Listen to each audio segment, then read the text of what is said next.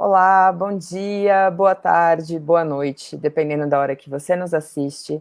Eu sou a Paola Prandini, sou cofundadora da Afroeducação e a gente inicia agora a segunda edição desse ciclo, né, desse programa, desse ciclo de lives, intitulado Diálogos para Não Passar em Branco.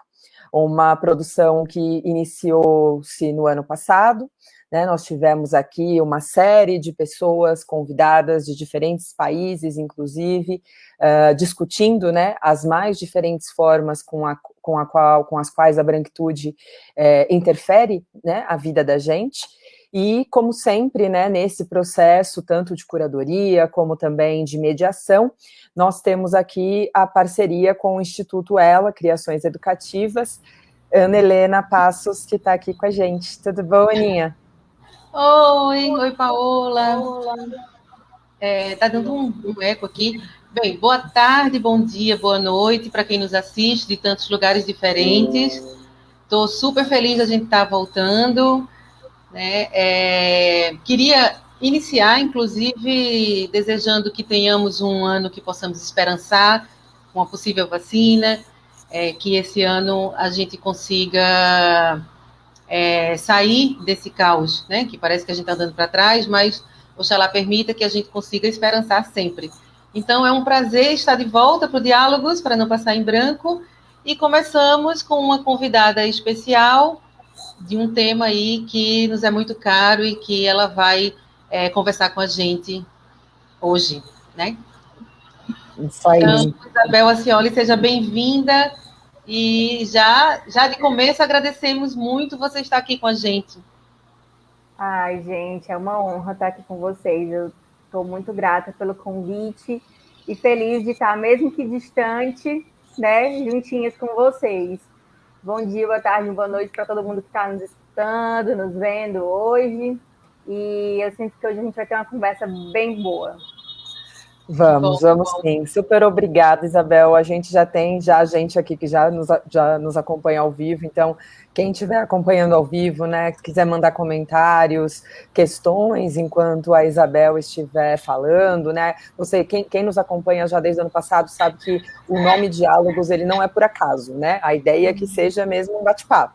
Então, a gente aqui, obviamente, consegue, né, ter um pouco mais de domínio da conversa por estarmos as três em câmera, né, com câmera ligada, mas quem nos acompanha tem a possibilidade de escrever, né, por meio das redes sociais, mandar aí as suas sugestões, as suas questões, e dentro da medida, né, do nosso tempo, que é sempre o nosso principal desafio, né, fazer com que essa uma hora seja produtiva e que a gente consiga ter o máximo de diálogo possível, a gente vai abrir, né, para a participação de quem nos acompanha.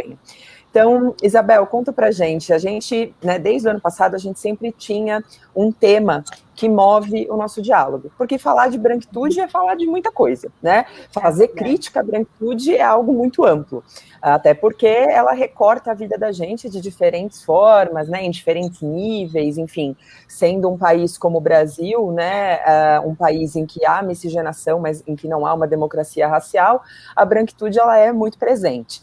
Então, o tema de hoje foi, inclusive, sugerido por você, né? E eu gostaria que, se você pudesse, então, começar a contar um pouquinho para a gente sobre essa ideia, né? A Aninha, quer falar alguma coisa? Eu ia fazer assim. Mas acho que eu já vou pedir para a Isabel emendar, né, falando um pouco dela, né? Como é que ela chega no tema da branquitude enquanto estudo. E a gente é conterrânea, a gente tá longe, mas está pertinho aqui pelo menos Nordeste. A gente está muito longe de Paola, mas eu e Isabel, a gente tá perto, né? Tá perto aqui no Nordeste. E queria saber um pouquinho, então, junto aí, de falar do tema, fala um pouquinho pra gente aí, quem é Isabel Acioli. Pronto, gente. Então, meu nome é Isabel Acioli, sempre falando nome e sobrenome, né? Para o racismo não colocar o nome da gente, para a gente dar o nosso próprio nome. Então, eu sou uma mulher negra, tenho 33 anos, sou mãe do Vinícius, que é um menino pretinho de 15 anos. Sou antropóloga, fiz graduação em Ciências Sociais na Federal do Ceará e o meu mestrado foi em Antropologia Social na Federal de São Carlos. Durante esse tempo todo de formação, eu estive ligada aos temas relativos à antropologia na prisão. Eu pesquisei com pessoas privadas de liberdade aqui no meu estado, no Ceará, durante um bom tempo. E as discussões sobre raça, elas não vieram na universidade. Não foi a universidade que me formou quanto a isso, sabe? Na verdade, quem me formou quanto a essas questões foi o movimento negro. Foi o movimento negro que me educou. Eu não vim ler Lélia na universidade. Não foi a universidade que me deu.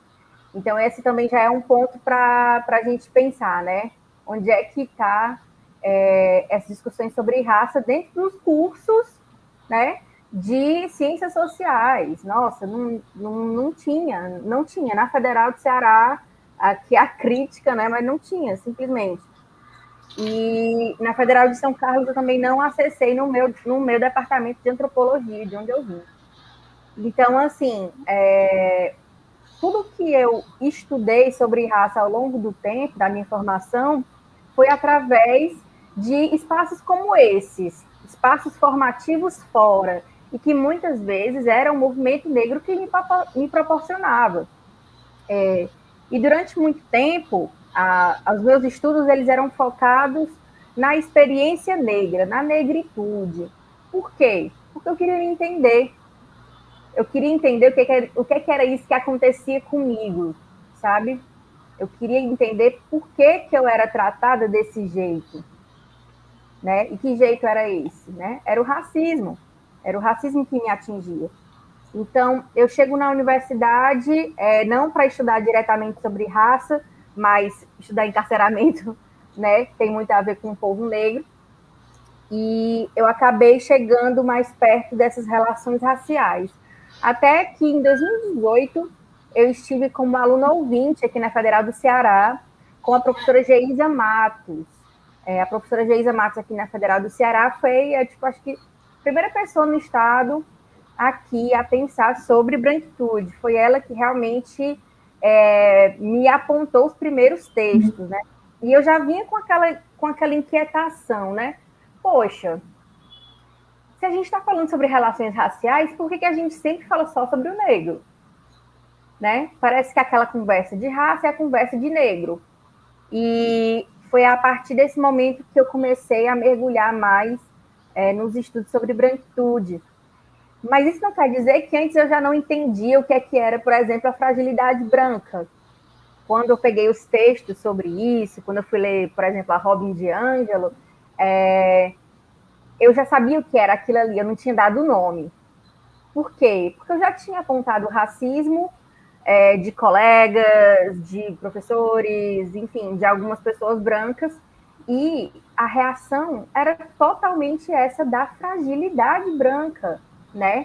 Essa ideia de que reativa. Então, os estudos vieram para mim como um formalizador de algumas coisas que eu já conhecia, que eu já sabia o que era, né?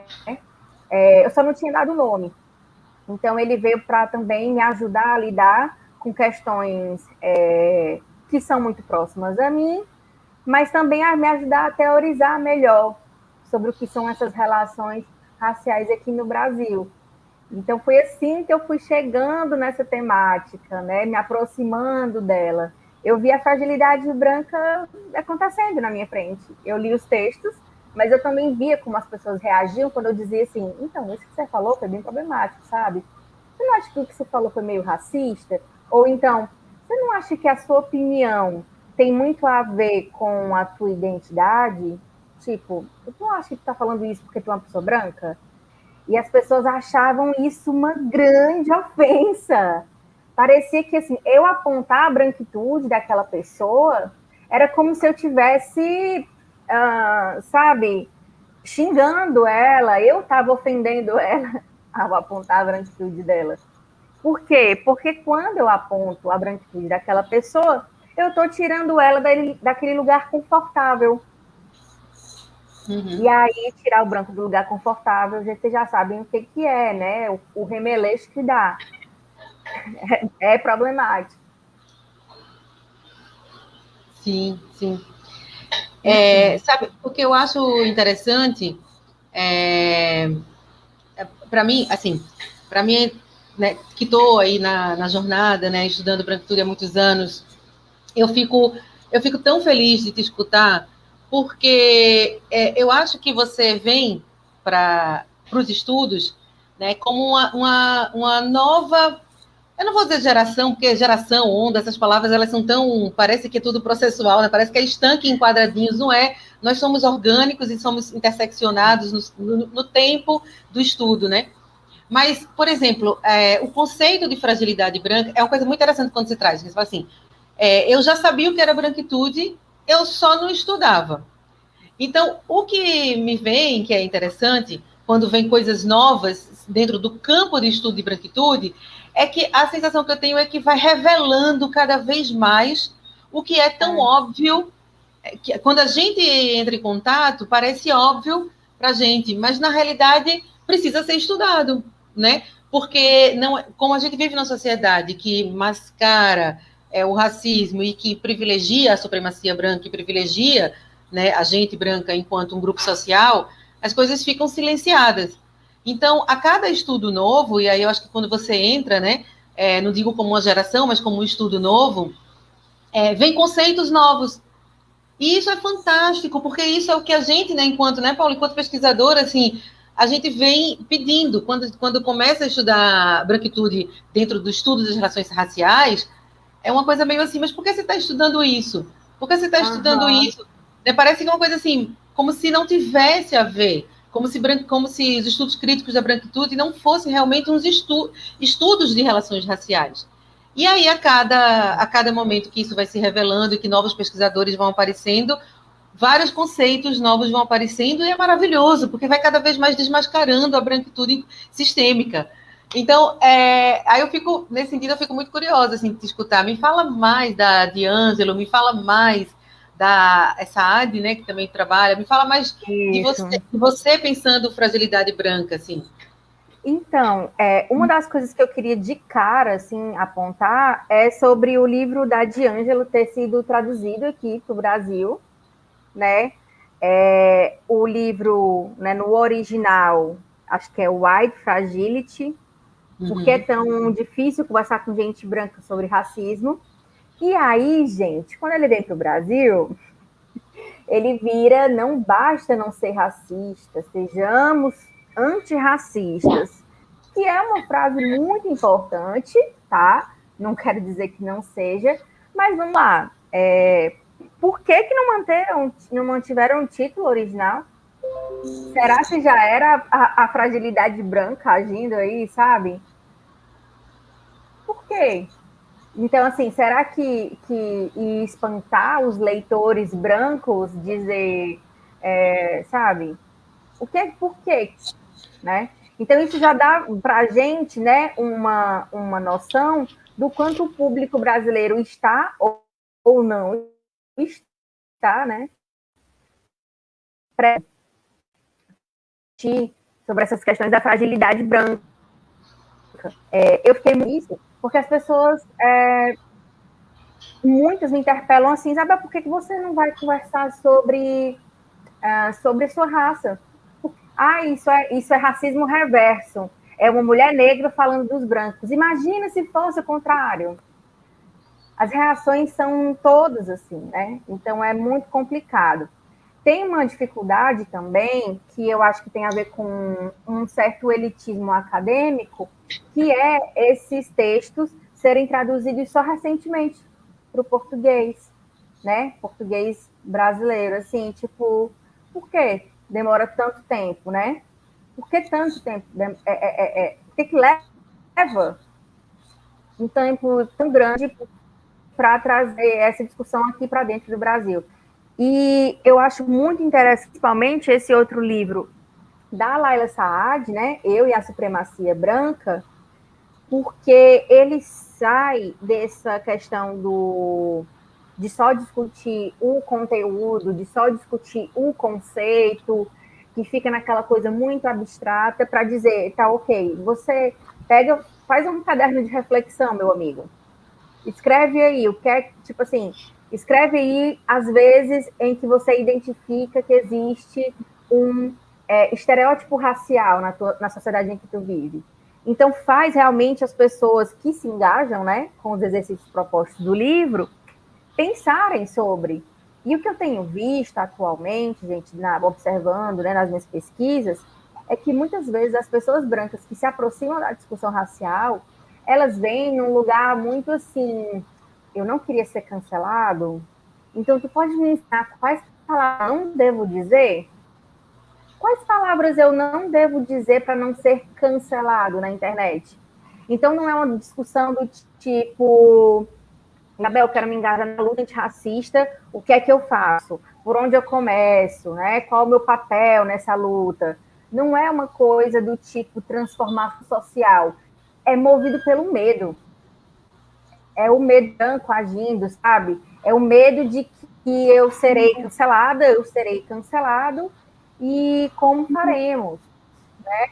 Então, assim, eu tenho observado pessoas querem manuaizinhos, assim, nada contra manuais, eles podem ser uma boa porta de entrada, mas ninguém quer ir a fundo, sabe? Isso tem me deixado um pouco preocupada mesmo, assim.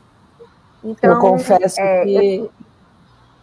Desculpa, Isabel, é que eu estou aqui, enquanto você está falando, eu também venho 500, enfim, situações que que eu já vivenciei também, né, assim, de ser, enfim, já são quase 15 anos, né, de afroeducação, então, nesses 15 anos, muitas desses convites, né, que são feitos para nós e que muitas vezes são feitos dentro dessa lógica mesmo, né, dentro de uma lógica de um, quase como uma funcionalidade, né, da formação, assim. Então, não é a formação buscada pela profundidade da formação, muitas vezes, né, mas é para que ela cumpra uma função. E ela cumpre essa função, né, quando, criticamente, a branquitude, bem como você disse, né, para ser uma resposta a esse medo, e esse medo atual do cancelamento, que, enfim, tem sido realmente muito presente, mas também uma resposta à vergonha, né, a essa vergonha que a pessoa branca vai passar a sentir, né, uma vez que ela é apontada, uma vez que ela se vê enquanto opressora, em que ela se vê como alguém que contribui para a cadeia, né, do racismo ser, né, permanente, vamos dizer assim, na vida da gente.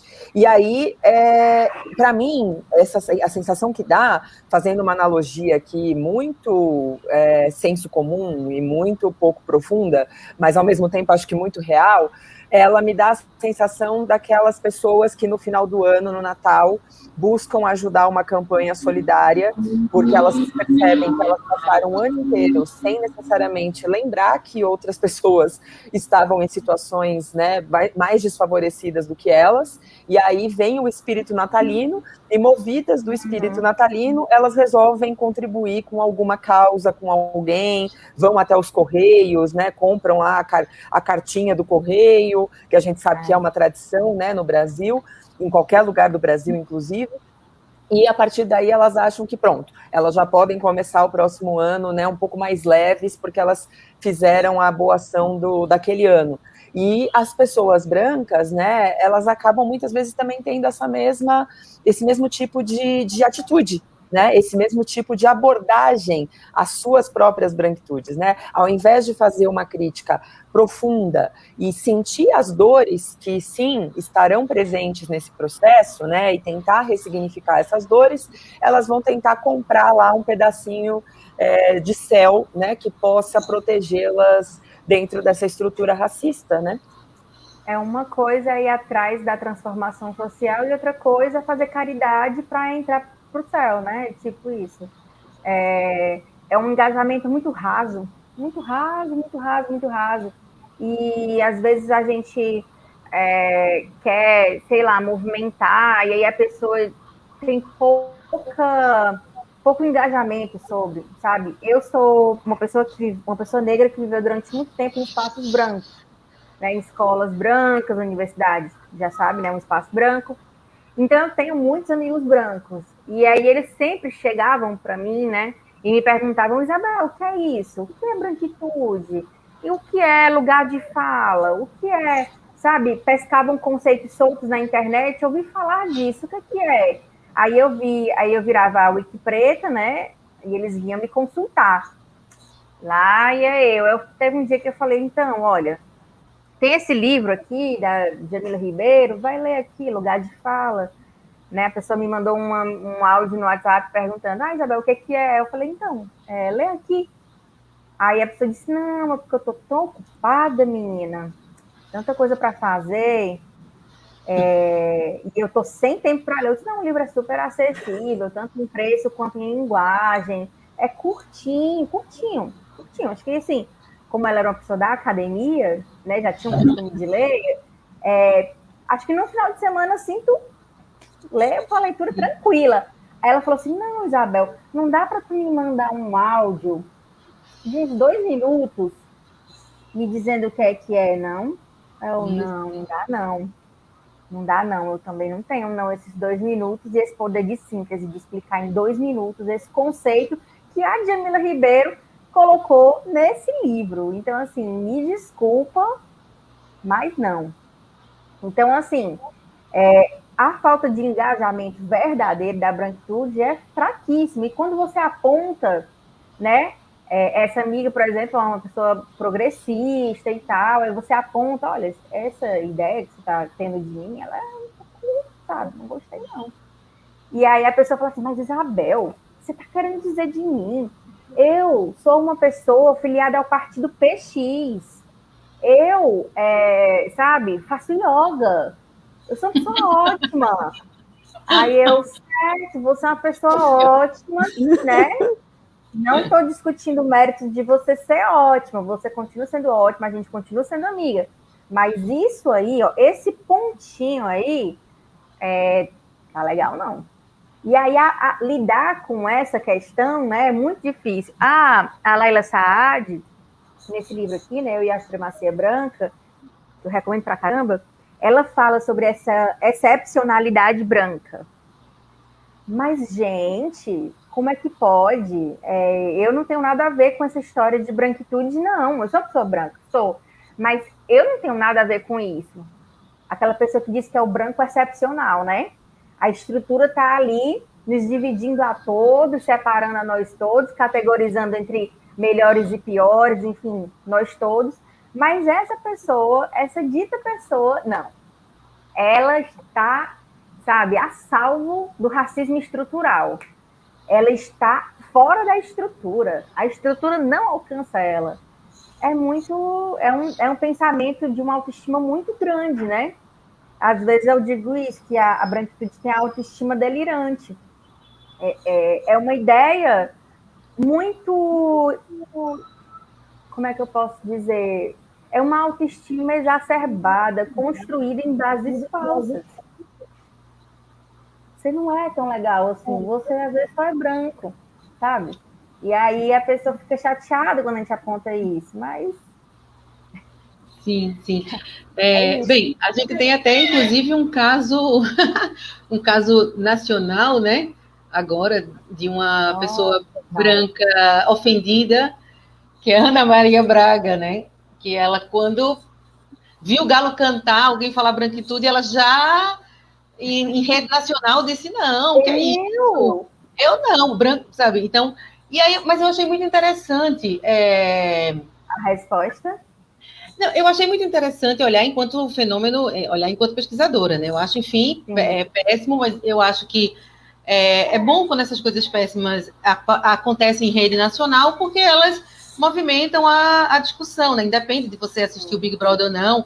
Por exemplo, achei engraçado, a filha de uma amiga minha, ainda não respondi, porque foi agora, bem agora, 11 e pouco, ela mandou, eu postei o Emicida dizendo que dava dislike para Ana Maria Braga, né? E aí ela me fez, ela é uma menina nova que está entrando na faculdade agora, uma menina branca, e aí ela falou, tia, que eu ainda vou responder agora mais longamente, né? Ela disse, tia, mas eu espero que você não concorde com tudo que a Lumena fez. E aí eu disse, não, eu tenho que demorar um pouquinho para responder, porque na realidade eu não acompanho o Big Brother, eu não sei exatamente o que a Lumena fez, mas eu tive que ser chamada a ver a Ana Maria Braga, na realidade. Então eu começo do fim.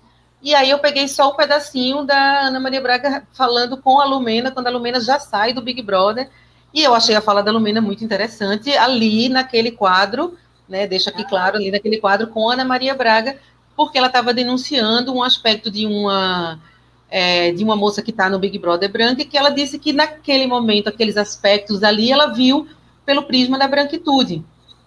Mas o que pega na realidade? O que pega é isso que você está denunciando, né? Ao escutar a palavra, e um senso comum, a escutar a palavra branquitude, quando você não entende que ela é um conceito e que ela está falando de estrutura e de ideologia, você tem como a gente faz também, eu acho que é um mecanismo mental. Você escuta a palavra e você tenta traduzir ela com algo que você reconhece. E aí você reconhece a palavra branco só, né? Branquitude. Se você nunca ouviu falar, você vai e faz uma leitura, assim como a gente faz às vezes no inglês e no espanhol, né? É um mecanismo mental que a gente faz para entender. Então a palavra vem branquitude, você vai tentar traduzir aquela palavra, você só vê, você fica com algo que te reconhece, que é o branco. E aí, naquele momento, na realidade, você se encontra com o desconforto, né? Branquitude, aí você traduz rápido branco. Branco, opa, tá falando de mim. Opa, por que tá falando de mim? Eita, peraí, não é para falar de mim. E aí você aciona, né? Você aciona a fragilidade branca, que é uma coisa muito interessante, que é uma das questões, né, da manutenção da fragilidade branca é o pacto narcísico que a Cida Bento, né, nos oferece aí enquanto reflexão há tanto tempo, né? Porque mesmo que você tente se rever enquanto indivíduo, né, enquanto pessoa e sujeito, você ainda se sente compromissada com o grupo. Então, você tem uma dupla questão aí para ser trabalhada, né? Enquanto branca, né? Você falar, putz, será que eu sou tão frágil assim? Por que tá me expondo? Eu nunca fui exposta. Aí você lida com o seu eu. Aí depois você fala assim, mas se eu sair disso, né? Se eu encarar a minha fragilidade, eu também vou, é um efeito dominó, eu vou desmascarar um monte de gente. E aí eu não quero fazer isso com os meus. Não vou sair desmascarando todo mundo. Então deixa quieto aqui, sabe? Eu vou só fazer aqui um depósito no final do ano, como a Paula diz, um depósito no final do ano, um post rápido, mas eu não vou lutar pelas políticas de ações afirmativas, eu não vou fazer ações antirracistas, né? Então eu acho que isso é uma coisa muito interessante da gente pensar, inclusive aqui também, olha, também estou aqui com o meu. Estamos combinadinha, estamos combinadinha. Estamos combinadinhas. Não, a gente está muito afinada. Eu acho que é um novo tempo. Eu acho que é um novo tempo de pensar branquitude com questões aí, com novas questões, né, que estão sendo trazidas, a excepcionalidade branca, a fragilidade branca, são novas questões para serem pensadas e eu acho que vem de um jeito interessante, porque, por exemplo, uma vez eu fui questionada por uma pessoa branca por que eu estudava branquitude. Mas por que você estuda isso? Então, acho que a Paola também já deve ter escutado isso várias vezes, né, na longa. Por que você. Tipo, por que você tem que se preocupar com isso, né? Qual o problema, né? Exato. Não tem nada para olhar aqui. Não tem nada para olhar, né? Lá vem você tumultuar aqui o conforto. Então, essa era uma pergunta frequente. Mas eu já vejo um outro momento que a gente pode pensar aí como outro momento aí do aspecto da denúncia às expressões de branquitude, que é os brancos perguntando, inclusive por causa disso, né? Por causa dessa quantidade que a gente tem hoje até de curso, porque vamos combinar, né? Fica aí o recado, já que a gente também está em público, né, Isabel e Paula, Ana Maria Braga, você tem como encontrar respostas, não precisa ler template, você tem, o Emicida disse isso, a gente também aqui juntas, nós três também estamos dizendo, a gente tem um monte de coisa, você só dá uma bugada rápida que você encontra, então, a gente está em outro momento.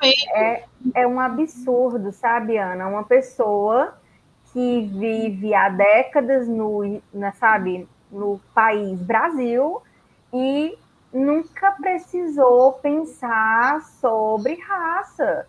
Olha a expressão de privilégio que isso é.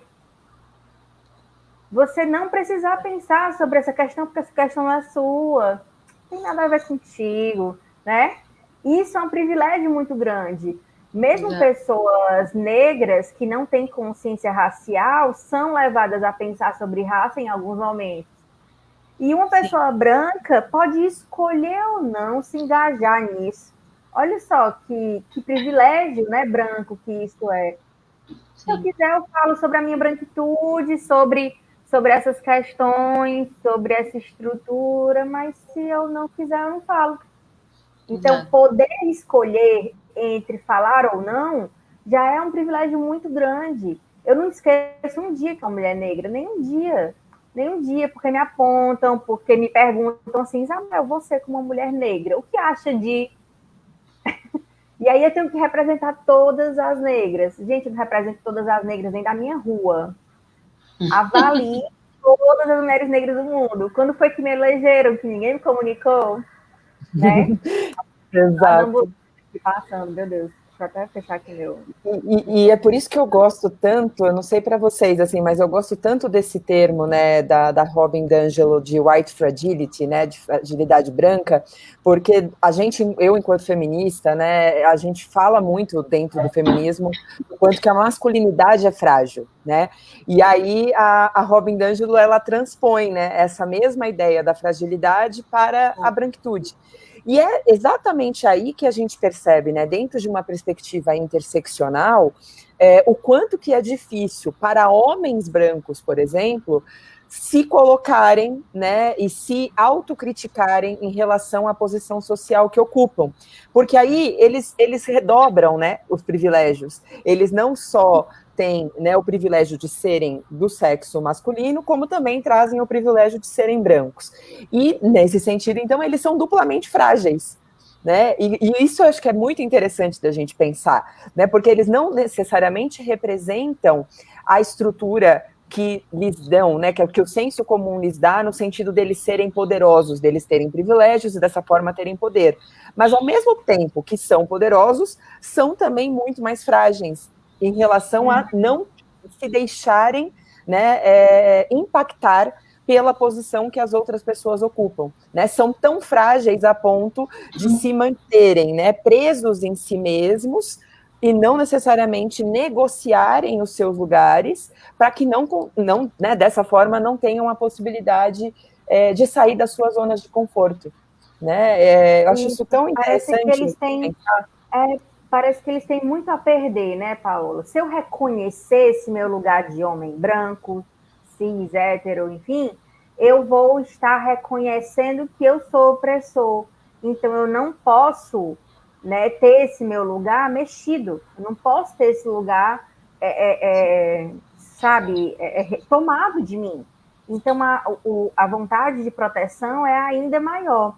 E alguns alunos, enfim, quando eu dou aula, algumas pessoas perguntam assim, mas Isabel, como assim que a branquitude é esse lugar de poder, mas a branquitude também é frágil? Como é que essa fragilidade branca acontece se essas pessoas têm um certo poder? Como é que é isso?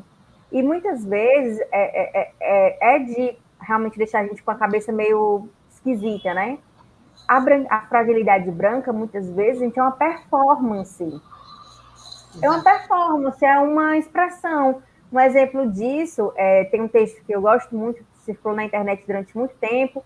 Eu posso até depois passar o link aqui para a gente colocar na descrição, enfim, do vídeo, alguma coisa, que é sobre as lágrimas de mulheres brancas, silenciando, né? Que buscam silenciar muitas vezes mulheres negras, homens negros, porque assim, eu aponto o racismo de uma mulher branca, ela começa a chorar, você está dizendo isso de mim, mas como assim? Eu sou uma pessoa tão boa, tal. Aí vem aquela coisa da fragilidade branca junto, né, com a ideia desse feminino que é branco, né? Quando a gente pensa em feminilidade, muitas vezes a gente está pensando na feminilidade branca. Não é em mulheres negras que a gente está pensando quando, no senso comum, a gente pensa sobre feminilidade, né? Teve até aquele caso ano passado, que foi nos Estados Unidos, que uma mulher branca estava passeando com um cachorro no parque, ela não estava colocando a coleira no cachorro, e aí um homem negro passou e disse, poxa, por favor, coloca a coleira aí no seu cachorro, pode, sei lá, ele pode avançar em alguém. E aí essa mulher ficou pé da vida com ele, ficou com raiva e começou a ligar para a polícia dizendo que ele estava, enfim, acusando ele de alguma coisa, não sei se era assédio, enfim. E ela ia fazer uma comunicação falsa para a polícia. E aí ela pegou, filmou, na verdade ele, né? Ele pegou e filmou com o celular, disse, olha, essa mulher tá aqui ligando para a polícia, eu não fiz nada, tô aqui gravando para me resguardar e tal. O cara tava até distante dela, assim. Então, muitas vezes as mulheres brancas não têm noção de que em alguns momentos isso pode acontecer. Ela pode, através da branquitude dela, oprimir um homem negro. Agora, essa discussão é muito difícil de ser feita às vezes, eu sinto, né? Muito difícil de ser feita em rodas de feminismo, que é no feminismo hegemônico, né? No feminismo branco, assim. Então, é bem complicado. E aí, é difícil, porque você vê que é uma performance que serve para, através dessa fragilidade performada, manter o seu conforto. Se eximir de uma responsabilização, de um ato racista. Não, é você que está me oprimindo. Sim, é tão interessante isso. Nossa, é tão interessante que você traz isso, porque olhar para isso é como um fenômeno social. Porque eu acho que eu li esse caso, não sei se é o mesmo caso, mas também se for outro caso. Porque o policial, depois, né, falando sobre isso, o policial falou que ele recebe muito, diariamente, ele recebe muita ligação de mulheres brancas assustadas com homens negros que ela acha que está perseguindo, que ela acha que está andando, está olhando, e que isso é um fenômeno tão grande que essas mulheres têm o nome de Karen. Né? Essas mulheres... Exatamente. Então, assim, para você ter uma ideia de que como isso é grave, não é uma coisa, a gente não está falando sobre mim ou sobre Paola, né? Nós reproduzimos ou nós lutamos para não reproduzir, estamos, né? Enfim, nosso processo, mas a gente está falando de mulheres brancas, né? Enquanto um coletivo, é muito sério isso, de um comportamento, de uma ação concreta da fragilidade branca, que ela é tão absurda, porque você imagina, esse rapaz, ele teve isso, agora você imagina a quantidade de policiais brancos que recebe a queixa, que vai lá, que vai operacionalizar a violência por causa de uma mulher, por causa da sua fragilidade branca, que é estrutural, né? Não tá falando, não é uma mulher ou outra, é estrutural. Quer dizer, isso é muito grave. Grave ao ponto de virar um conceito, de virar uma persona, né? É uma performance que vira uma identidade social. Então, isso é muito grave, isso é muito interessante esse caso aí.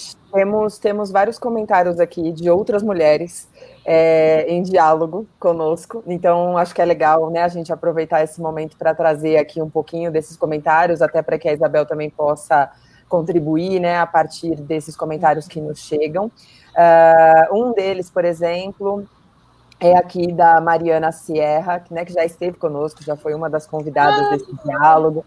A Mariana diz, né, minha visão do racismo foi transformada através do estudo da branquitude e me tirou daquela impotência da visão do que acontece, entre aspas, com os outros. Né? Então, essa noção, né, do eu e do outro, que também acho que é algo muito importante da gente refletir. Né? A Shirley, né, mais conhecida como minha mãe, que sempre nos acompanha, ela, né, colocou aqui, tive uma discussão com pessoas que amaram o cabelo da Ana Maria Braga, pois elas queriam copiar, né, e todas brancas. Né? Então, essa outra possibilidade de reflexão que a gente tem em torno da apropriação cultural, né, da apropriação cultural que Ana Maria Braga faz quando decide, né, colocar dreadlocks, e o que isso representa, né, o quanto que ela de fato conhece sobre a cultura Rastafari, fica aí a dúvida, né, eu imagino que muito pouco, mas, enfim, não sou amiga dela pessoal, nunca perguntei, né? Mas tenho para mim que não deve ser muito profundo o conhecimento que ela tem sobre essa cultura. A Silvia, né, Siqueira, que também nos acompanha, dizendo aqui hoje, um post do perfil Pretitudes trouxe práticas da branquitude e está causando maior debate. entrei na discussão procurando uma postura mais pedagógica, mas não é fácil, né? E aí ela também colocou, essa fragilidade é uma performance que serve de escudo para não percorrer o caminho da crítica coletiva sobre a estrutura e a autocrítica. E, mais uma vez, fazem uso de uma autoridade simbólica, e às vezes somada a uma autoridade material, né, no que diz respeito aqui ao marcador da classe, né?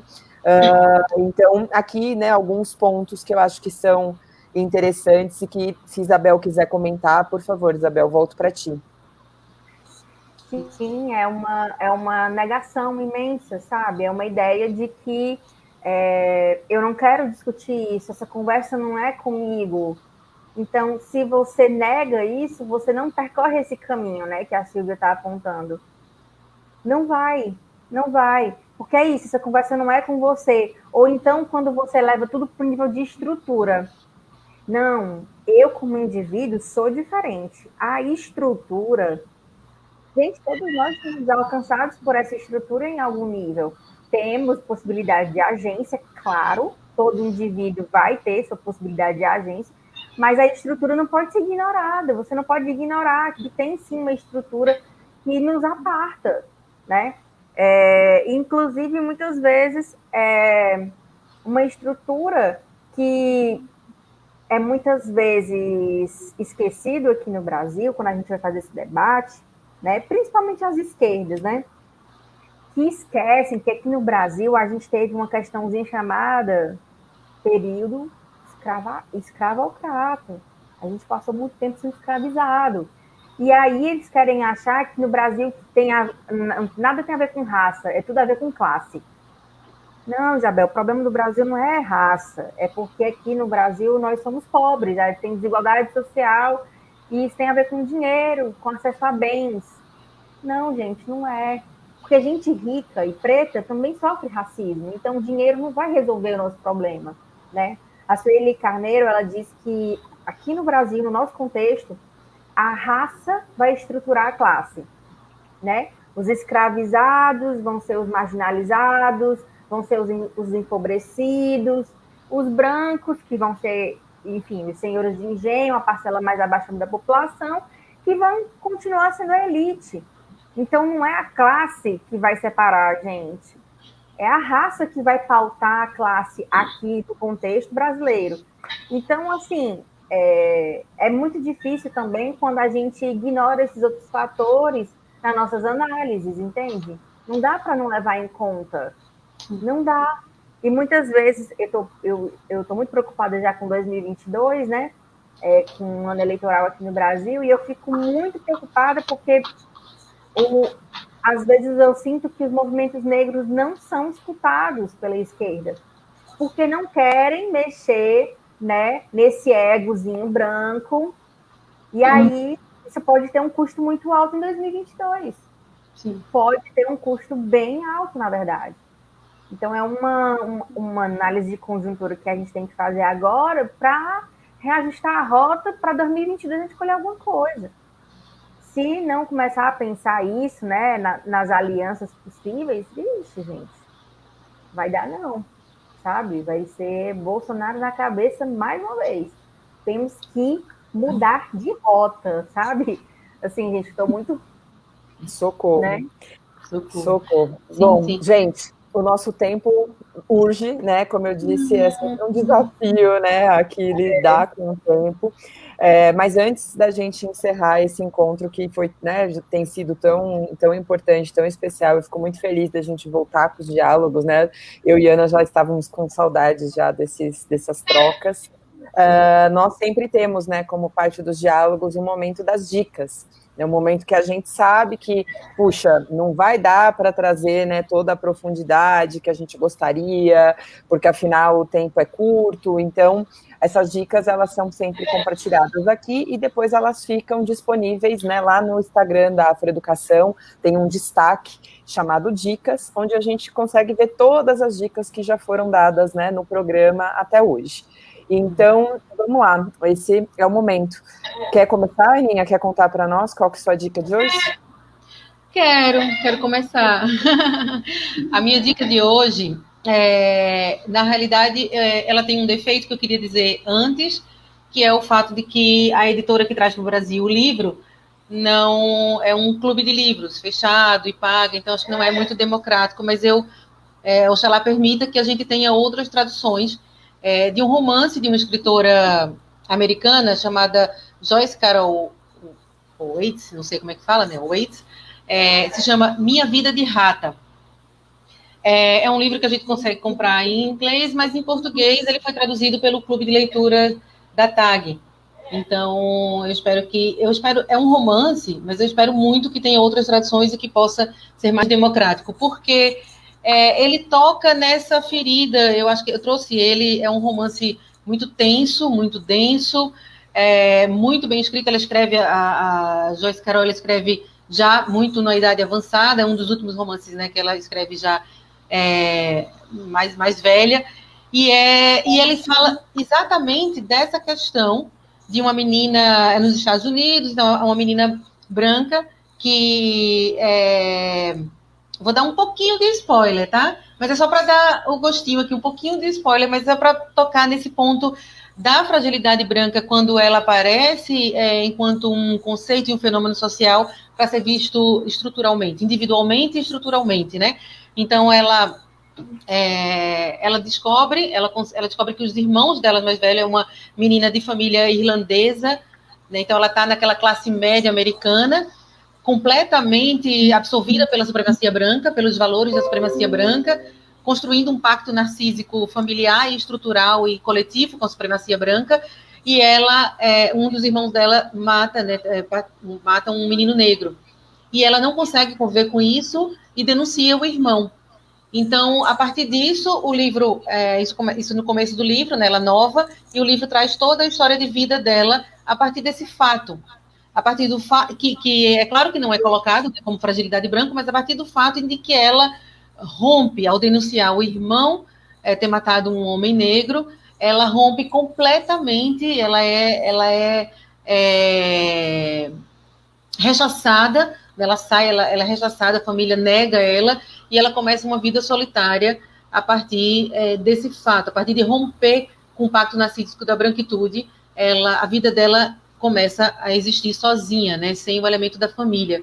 Então, é muito forte, e eu acho que ele traz aí essa reflexão, né, para nós, brancas e brancos, como é que a gente rompe com a fragilidade branca, com o pacto narcísico, com a branquitude.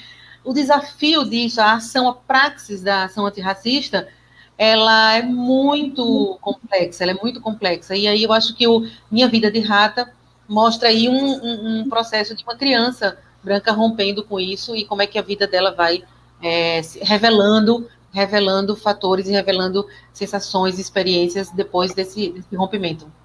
Essa é a dica de hoje. Maravilha, muito bom. Então, Isabel, passo para ti. Eu demorei uns 2 meses para ler esse livro, Ana. Ai, menina, gente, eu também. Pesado, né? Pesado, bem pesado, Mas para pensar essas questões que você apontou, ele é excelente, assim, como romper com essa branquitude, com esse pacto narcísico da branquitude dentro da família pode ter impactos, enfim, bem grandes. Gente, eu queria agradecer também pelo convite, né? Mas indicar um podcast, que é um podcast que eu estou produzindo junto de outras mulheres, são mulheres brancas, que é a professora Geisa Matos, que é um grande parceiro de trabalho minha, pessoa inspiradora, eu gosto demais, minha amiga. Tem a Babi Cade, tem a Luísa, tem a Carol Cier, a Luísa do @Janelas Abertas, são mulheres brancas e que pensam sobre branquitude. Então, a gente tem episódio no Debates Incômodos sobre branquitude acadêmica, comigo e a Geisa. Tem sobre viagens, sobre como ser uma mulher branca viajando sozinha, enfim, bem interessante. Tem sobre branquitude e comunicação, que é com a Luísa. E tem um outro que ainda vai sair, mas eu já vou dar um spoiler para vocês, que é sobre branquitude e corpo. A branquitude corporificada. Tá muito bom esse que vai sair essa semana. Então, tá no Spotify, vocês dão uma olhadinha por lá, porque tá bem interessante. Esse podcast surgiu desse nosso encontro. São pessoas, eu e a Geisa, estamos mais dentro da academia e tal, mas as outras meninas são mulheres que estão fora e estão pensando na branquitude fora disso, sabe? Fora desse circuito acadêmico, nas suas vidas, nas viagens, por exemplo, a Babi é mochileira, então ela pensa a branquitude dentro da prática dela, da vida dela, então mover essas discussões também para dentro da vida das pessoas é um movimento que eu tenho gostado muito de fazer, sabe? Eu acho que em alguns momentos a branquitude acadêmica nos impede de entrar tão fundo nas discussões. E aí, onde eu não vejo um terreno que eu possa florescer, eu não fico, né? Vou para outro. E às vezes eu encontro isso com outras pessoas, né? Como, por exemplo, com a Babi, com a Geisa, enfim, com todas as outras meninas com que a gente tem produzido, né? E é isso, assim, eu queria deixar essa dica e com certeza também a dos livros que eu já tinha deixado aqui antes, né? Esse da Robin DiAngelo. Sim, a gente colocou na tela. Pronto, colocamos quando você estava comentando, para o pessoal também tomar nota, né? Mas super, super interessante. Eu acho que, inclusive, né, Ana, esse podcast pode ser uma super fonte para nós, para outras convidadas, né? Porque aqui a gente, enfim, sempre vai trazer gente nova, né? E a nossa abordagem é exatamente essa, de não ser só acadêmica, apesar de nós sermos acadêmicas, não é só por aí, né? Porque também para nós a academia está no mundo, né? Não faz sentido a gente dialogar dentro da bolha apenas, né? Que conhecimento é esse que só serve para, né, sustentar a bolha, não tem muita coerência.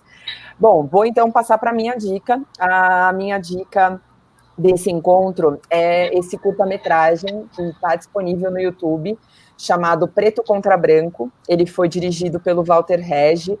O Walter é, enfim, de uma safra mais recente, vamos dizer assim, do cinema negro no Brasil. Tem uma produção, enfim, não só dentro do cinema, mas ele também tem um canal do Instagram que é super ativo, enfim, ele produz muita coisa, é um agitador cultural na Zona Sul de São Paulo. E eu gosto bastante desse curta-metragem, porque ele, inclusive, eu não tive ainda a oportunidade de ler o livro que a Ana indicou, mas ele dialoga muito com o livro.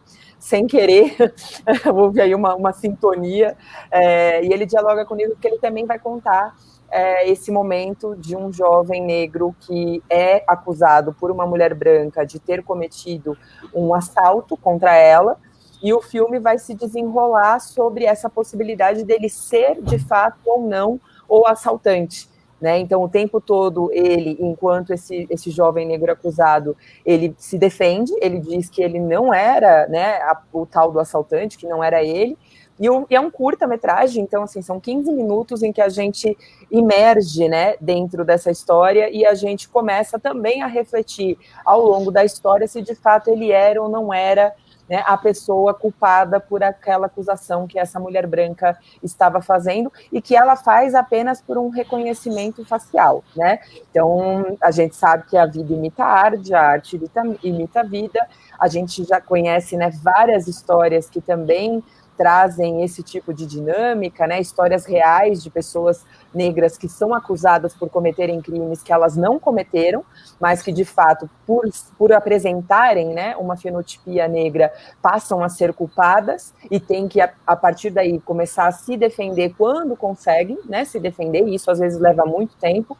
Vejo o caso da ativista, né, da Preta, né, que ficou, enfim, em cárcere, né, a Preta Ferreira, que ficou em cárcere quanto tempo, meses e meses, né, para conseguir, de fato, se isentar, né, daquela acusação e mostrar que, de fato, a acusação era indevida. Então, se a gente, né, tá tão aí em voga, né, hashtag Vidas Negras Importam, que elas importem, inclusive, no momento, né, que a gente se passa por uma situação de violência, sendo pessoas brancas, precisamos refletir que não necessariamente as pessoas que cometem os crimes são negras, né? Muitas vezes esses crimes também são cometidos por pessoas como nós. Então, isso, né, precisa estar na nossa mente, e talvez, inclusive, os que cometem os maiores crimes sejam esses que são os nossos pares, né, que são os políticos, que são, enfim, os donos, né, da indústria de tráfico de drogas, e que não é necessariamente o aviãozinho, né, o garoto que está lá na ponta, né, desse processo da construção do tráfico. Então, enfim, acho que fica aqui também um pouco dessa reflexão, né?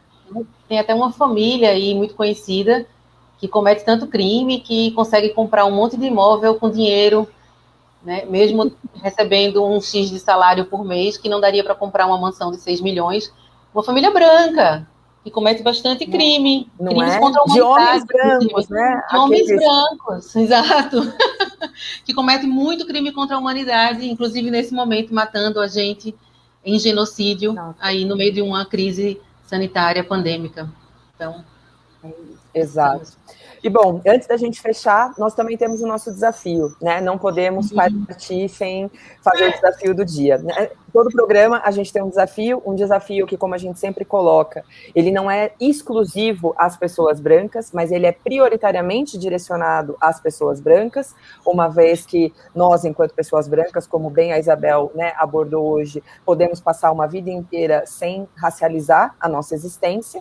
Então, por isso, o desafio é prioritário para essa população.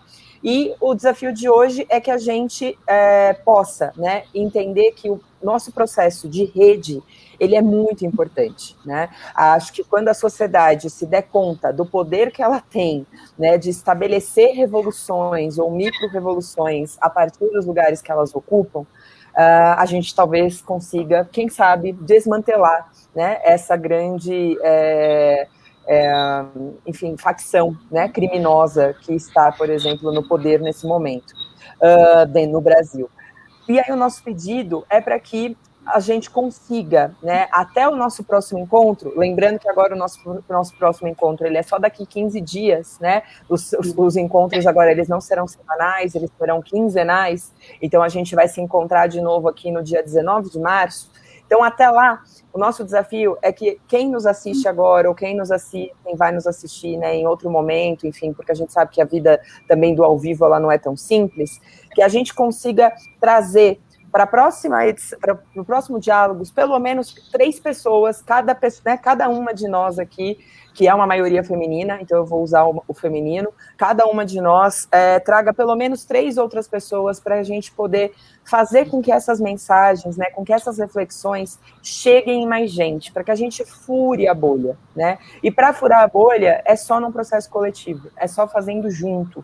Eu não consigo, né, eu e Ana aqui, a gente quebra a cabeça e não consegue pensar em outro formato, né, de fazer com que essa bolha fure. Então, fica o desafio, e a gente espera, né, convidar mais gente, obviamente, vamos seguir convidando, e encontrar mais gente aí no dia 19. Super obrigada, Isabel, por estar com a gente, por investir seu tempo conosco e compartilhar os seus conhecimentos, viu? Foi ótimo. Foi excelente, gente. Amei conversar com vocês, foi muito bom, muito bom. Que bom, que bom. Então, é isso, obrigada até dia 19. Obrigada pelo aceito, obrigada por estar aqui com a gente. Estamos juntas na rede, enquanto não possamos estar juntas fisicamente. E quem puder, fique em casa, e até o dia 19, que estaremos aqui de novo. É isso, até, gente. Até, gente. Tchau, tchau. Até mais. Valeu. Bom final de semana para todas, todos e todos. A todos.